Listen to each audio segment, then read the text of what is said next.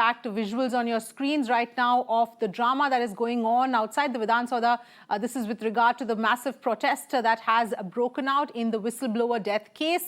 And this is Congress leaders, you can see, who are outside the Vidhan Soudha, who are in fact protesting. They say they will continue to protest until tomorrow. They're demanding that the accused minister Eshwarappa should resign immediately. Remember, he has been booked in an abetment to suicide case at this point in time. He has flatly refused to resign at this point in time.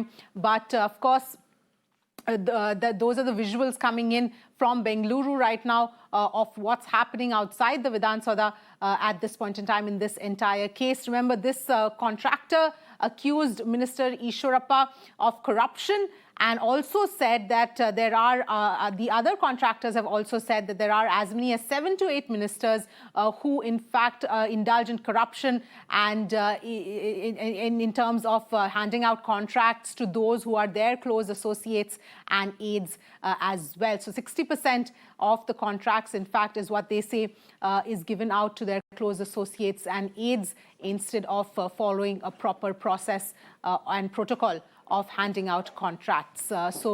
This is the entire controversy. Meanwhile, Minister Eshwarappa at this point has in fact refused to resign or step down at this point. We are trying to go across to my colleague Neha for more on this. Neha, right now we can see the visuals, we can see the protests which are continuing at this point in time. What can you tell us?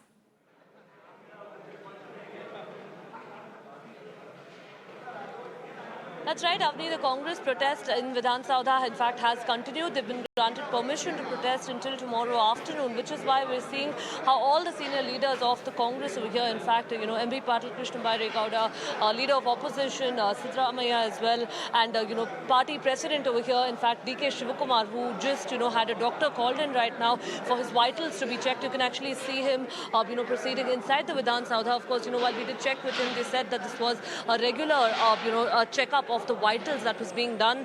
Let's tell you that the Congress has been protesting from this morning, and in fact they are also now going to be sleeping at the Vidhan Soudha itself, where their overnight dharna is in fact going to continue. It's important over here to mention right now that even as the Congress has upped the ante against the government right now, demanding the arrest of Minister K.S. Eshwarappa, the Aam Aadmi Party too, in fact, had jumped this bandwagon. In fact, they had also decided to sort of join the protest. Yesterday, we saw them trying to lay siege to the Chief Minister's official residence, Krishna, as well, but they were stopped, of course, a little, further ahead. So we're seeing that it has been almost about 2 days now since the suicide of, Santosh. On the police investigation, there's not been any arrest made so far.